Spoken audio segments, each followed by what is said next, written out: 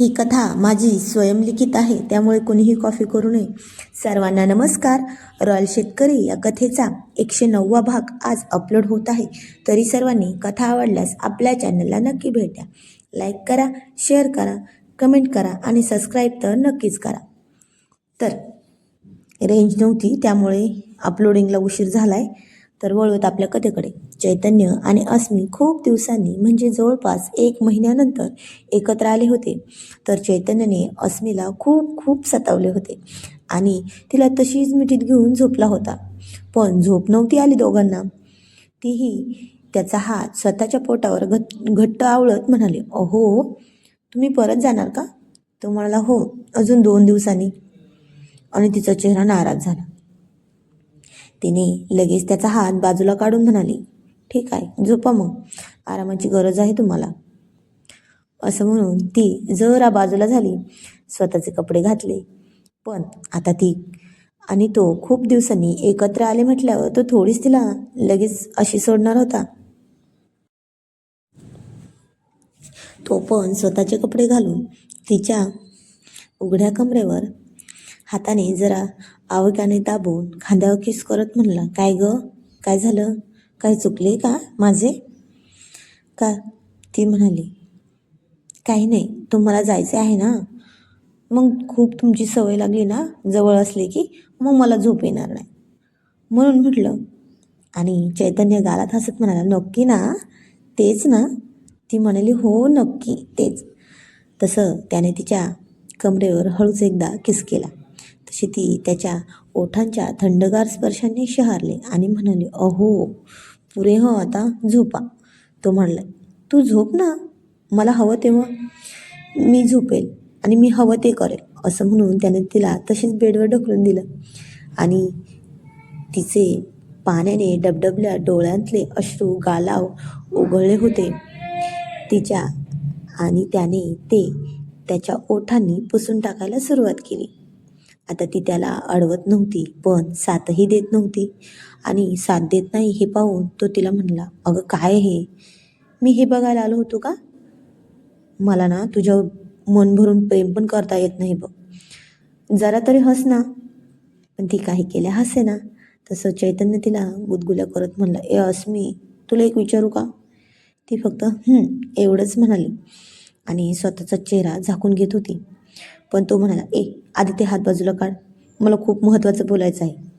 ती म्हणाली, "अहो, आधी अंगावरून बाजूला व्हा ना, खूप जड होतंय मला." तो म्हणला, "हो का? अरे देवा, सहन होत नाही होय? मग माझं प्रेम कसं सहन करतेस ग?" तशी ती गालातल्या गालात हसून म्हणाली, "ते ना, ते तुम्ही खूप छान करता ना, म्हणून सहन होतं."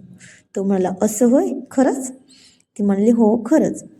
आणि त्यानं पुन्हा तिच्या तोंडात तोंड घातलं आणि खूप खूप म्हणजे खूप रोमॅन्टिक डीप किस करत तिच्या छातीची चाळा करत म्हणला, "मग मला मला पण अजून एकदा तुला माझ्या प्रेमाच्या पावसात भिजवायला आवडेल. काय भिजशील का?" आणि ती खूप लाजून बाजूला पाहत म्हणली, "शी निर्लज्ज, बस आता, नको मला." तो म्हणाला, "पण मला हवंय ना." असं म्हणून त्याने तिच्या सगळ्या अंगावर चुंबनांचा वर्षाव करायला सुरुवात केली.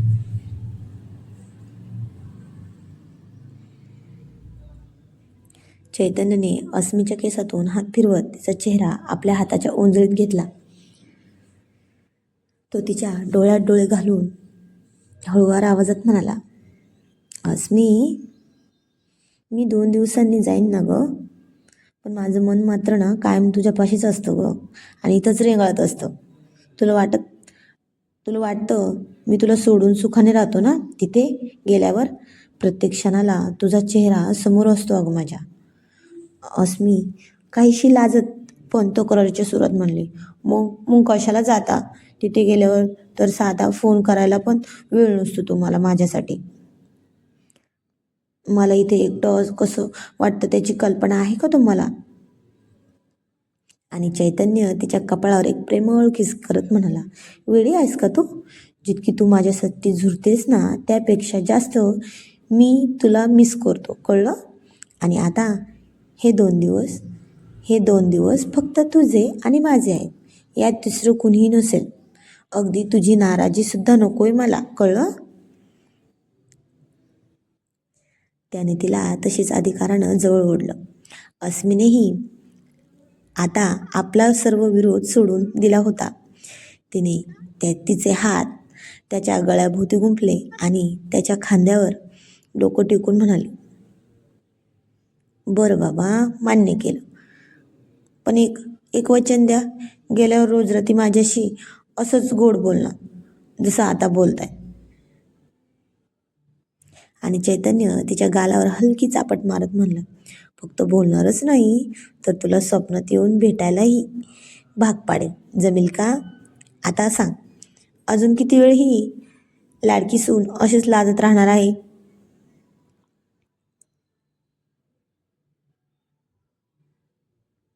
आणि अस्मीने लाजून आपलं तोंड त्याच्या ओठांपाशी नेलं. तसं चैतन्य होतं खोडकर. तो हळूच तिच्या कानाशी झुकून म्हटला, आजची रात्र संपूच नाही असं मला वाटतंय, फक्त तू आणि मी आणि हे आपलं वेडं प्रेम. ती म्हणाली, अहो शी, घाणेरडे निर्लज्ज, बस आता झोपा. कुणी ऐकलं तर काय म्हणतील, इतकं जागरण करतात का? तो तिला तशीच मिठीत घेत म्हणाला, कुणी काही म्हणणार नाही. म्हणणार तर नाही सोड, पण साधं आपल्याला कुणी उशिरा जरी उठलं ना तरी सकाळी कुणीही विचारणार नाही. ती म्हणाली, हो का? अरे बापरे, म्हणजे तुम्ही कुठले राजे महाराजे आहे म्हणायचे? झोपा आता गप्प. आणि आता हे हात खूप उळवळ करतात ना तुमचे, असं म्हणून तिने त्याचे हात स्वतःच्या पदराला बांधून ठेवले. तसा चैतन्य म्हणाला, अगं काय हे? बरं ठीक आहे, तू हात बांध, मी माझे ओठ चालवणार. आणि आता ती खूपच वैतागून हसून म्हणले, अहो अहो, काय करू मी तुमचं? तो म्हणला, हे हात सोड, मग मीच करेल जे करायचं ते. आणि आता इकडे वाड्यावर शिवम पण उशिरा यायचा, म्हणून प्रियाला सवय झाली होती वाट बघायची त्याची रात्री उशिरापर्यंत. तसं पण तिची गोळ्या औषधं बंद झाली होती, म्हणून झोप पण येत नव्हती लवकर. पण आता वाड्यावर एक जंगी कार्यक्रम रंगला होता, आणि तो म्हणजे भगवद्गीता पठणाचा. तसं पण दिवस गेलेले असले की देवदेवतांचे आणि भगवद्गीता किंवा ज्ञानेश्वरीचे वाचन केले तर खूप छान असते, असं तिच्या आजी सासूने सांगितलं होतं. तसं पण ती सगळं काम करतच होती. मग आता फक्त ते पठण करायचे हेच एक काम बाकी होतं. आईसाहेब म्हणाल्या, अहो सुनबाई, जर हे आपण मन लावून वाचत असू किंवा ऐकत असू ना, तर त्याचा आपल्या होणाऱ्या मुलांवर त्याचे खूप चांगले संस्कार होतात, ते पण खूप चांगले.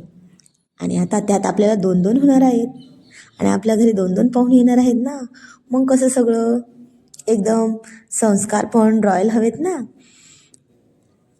पाटील घराण्यातली ती म्हणाली, ठीक आहे आईसाहेब, तुम्ही म्हणाल तसं. आईसाहेब, मग मी आजपासूनच वाचत जाईन, असं म्हणून ती गेली देवघरात. तसे सगळे गेले तिच्या मागे मागे भगवद्गीता ऐकायला. आजी तर तिथेच देवघरात झोपायची, पण आईसाहेब बसले. गंगूमावशी तिच्यासाठी गरम पाणी घेऊन आली, ती पण बसली. प्रिया खूप मन लावून वाचन करत होती आणि सगळे खूप मन लावून ऐकत होते. तेवढ्यात शिवमची बुलेट आली. तो पण रूममध्ये गेला, पण त्याला काही प्रिया दिसलीच नाही. त्याला वाटलं की प्रिया आईसाहेबांच्या रूममध्ये असेल, पण नाही, ती तिथे पण नव्हती. पण तो पुन्हा किचनमध्ये गेला, पण कुणाचा तरी गुणगुण करत असल्याचा आवाज त्याला देवघरातून आला, आणि त्याची खात्री पटली की सगळे देवघरातच आहे म्हणून. त्याने पण हातपाय धुवून घेतले आणि मगच देवघरात गेला. तर दारात टेकून उभा राहून हाताची घडी घालून सगळं त्याच्या होणाऱ्या बायकोचं कौतुक करणारं दृश्य पाहून तो खूप सुखावून गेला. कारण त्याने तर फक्त तिला नैसर्गिक उपचार पद्धती वापरून बरं करायचं ठरवलं होतं, पण त्यात पण त्याने काही न सांगता त्यांच्या होणाऱ्या मुलांवर संस्कार चांगले व्हावे म्हणून जे आईसाहेब आबासाहेब सांगतील तसे राहत होती. म्हणूनच तर ती आज्ञाकारी बायको होती. पण आबासाहेब यांची लाडूबाई म्हणजे मुलगी पण मानत होते ते, आणि आईसाहेब तर तिचे लाड कधी आई होऊन तर तिला शिकवण्यासाठी कधी सासू होऊन पण कधी तिला एका शब्दाने दुखावत नव्हते बरं. आता आईसाहेबांनी शिवमला पाहिले तसं आबासाहेबांनी शिवमला पाहिले तसं आईसाहेबांना हळूच हाताने इशारा केला तसे आईसाहेब गंगूमावशी गेले झोपायला. आजी तर केव्हा झोपली होती, ऐकता ऐकता बीपीची गोळी घेतली होती त्यामुळं. तसं आबासाहेब यांनी जाता जाता शिवमच्या खांद्यावर हात ठेवला. खूप छान हसून बघत नजरेने खुणावत म्हणाले, जा तुम्ही जा आता आत. तर आता हे सगळे गेले हे प्रियाला माहीतच नव्हते. तसं तसं पण शिवम एकटा आहे तिथे हे पण तिला माहीत नव्हतं. शिवम तर होता फार मोठा रोमॅन्टिक ना, तो कुठे काय संधी शोधेल हे सांगताच येत नव्हते. तर ती छानपैकी सतरंजी हातरून त्यावर मांडी घालून बसली होती. समोर व्यासपीठ होतं, ज्ञानेश्वरी होती, भगवद्गीताचं अध्ययन चालू होतं आणि पहिला पाठ होता. आणि आता त्यानं सरळ स्वतःचं अंग त्या सतरंजीवर टाकलं, तिच्या मांडीवर डोकं दिलं, तिचा हात हातात घेऊन त्यावर किस करणार आणि काही म्हणणार तसं तिला वाटलं सगळे आहेत म्हणून. तिने हात मागे घेतला आणि हळू आवाजात म्हणले, अहो सगळे आहेत, उठा, हे असलं काही करू नका, मला लाज वाटते. तसं तो म्हणला, झालं का तुझं पठण? ती म्हणाली, हो झाले, बाकीचे सर्व उद्या, चला तुम्हाला जेवायला वाटते. तो म्हणला, थांब ना थोडा वेळ, अशीच खूप मस्त रोमॅन्टिक फिलिंग येते ग असं तुझ्या मांडीवर डोकं ठेवून झोपल्यावर. तशी ती म्हणली, अहो अहो पण सगळे बसलेत ना मागे, उठा. तो म्हणाला, हो का, कोण सगळे ग, तुला माहिती आहे ना मी तुझ्या पाठीशी असलो की कुणीच येणार नाही, बघ बरं एकदा. आणि ती मागे वळून पाहत म्हणली, म्हणजे त्यामुळे एवढी हिंमत केली होती होय? तो म्हणाला, तुला काय वाटतं मी घाबरतो की काय कोणाला? ती म्हणाली, हो का, खरंच नाही ना, बरं. असं म्हणून ती दाराकडे पाहत म्हणाली, अहो आबासाहेब बघा ना हे.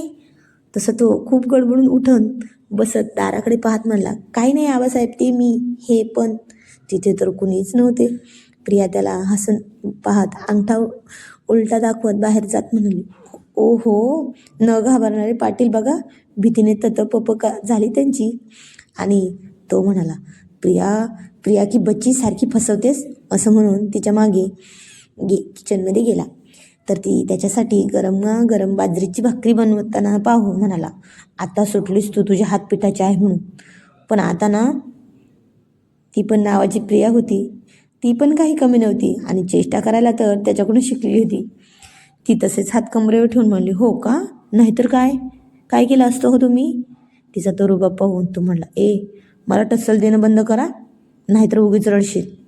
ती म्हणली, हो का, मी कधी रडले हो? आता विचार केला तर अजिबात नाही. त्याने आणि तिचे पिठाचे हात होते, त्याचे अंग खराब होईल, कपडे खराब होईल म्हणून याने त्यांना तसलाच विचार केला नाही. त्याने तसेच तिचे दोन्ही हात पकडून मागे वळून तिचे केस पण मागे पकडून तिच्या सरळ गळ्यावर हनुवटीवर किस करायला सुरुवात केली.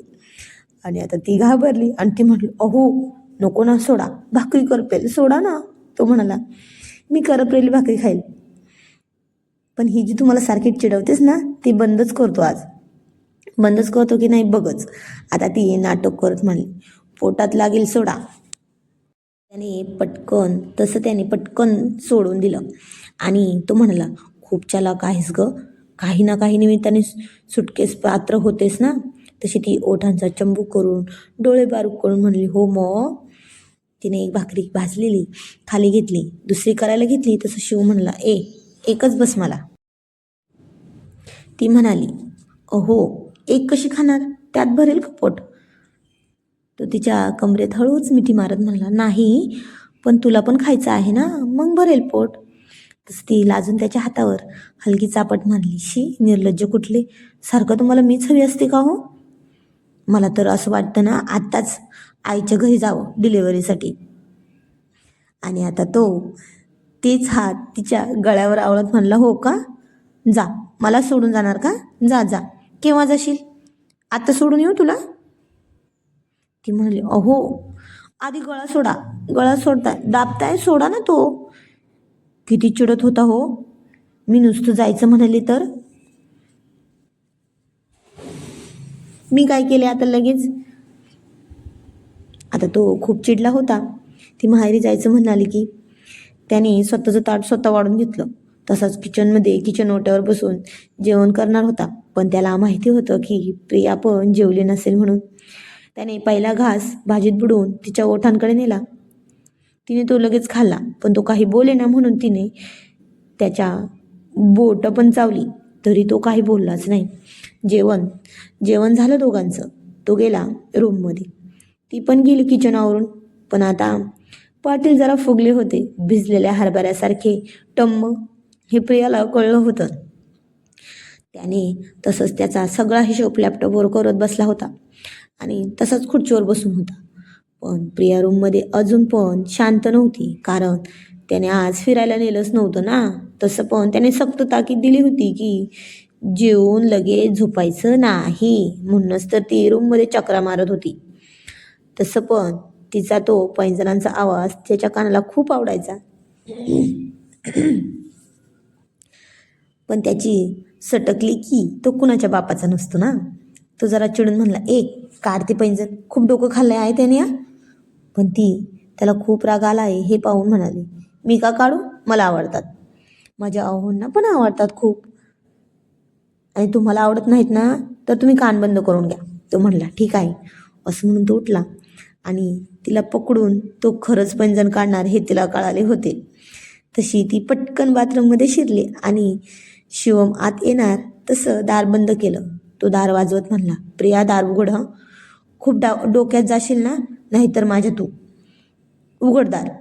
ती हळूच दार उघडून म्हणाली, हो का? डोक्यात गेल्यावर काय होतं हो? असं म्हणून तिने त्याच्या तोंडावर दार लावलं आणि आता ती काही गेल्या बाहेर येईना, म्हणून त्याने आई गं खूप लागलं असं म्हणून नाक पकडून बेडवर बसला. त्याचा तो कासावीस झालेला आवाज तिला सहन झाला नाही. तशी ती बाहेर येऊन त्याला म्हणाली, अहो सॉरी खूप लागले का? तरी हात बाजूला काढे ना तो. ती गेली औषध आणायला कपाटामध्ये. तसं तो बाथरूमचं दार बंद करून तिच्या मागे हाताची घडी घालून उभा होता. ती मागे वळली तशी त्याला धडकली. तो म्हणाला, तुला ना माहेरी जायची खूप घाई आहे ना, म्हणून मला सतावतेस ना? तशी ती त्याच्या नाकाला हात लावत म्हणाली, अहो म्हणजे नाटक करत होता का तुम्ही? बघू मला. तो तिला तशीच कपाटात दाबत म्हणला, हो मग तू कसं करतेस मला तसं? असं म्हणून त्याने तिला सहजपणे उचलून घेतले. तर तिने पण त्याच्या गळ्यात हात टाकून म्हणाली, मग चिडता का? इतकं चिडणार का? हो मग मी पण करणार ना नाटक. आणि का काढू मी पैंजण? तुम्हाला गरज असेल तर तुम्हीच काढा ना. तो म्हणला, हो मला तर आहे गरज, पण आज गरज आहे, पण त्याचा आवाज पण मला ऐकायचा आहे ना.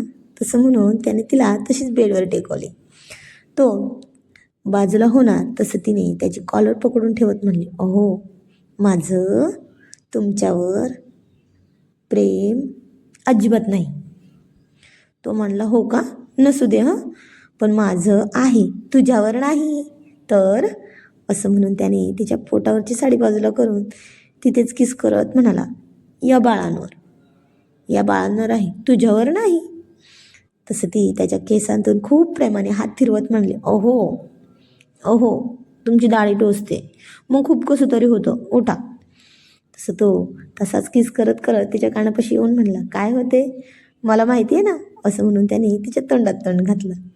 तर जाणून घेऊया पुढील कहाणी पुढील भागामध्ये. धन्यवाद.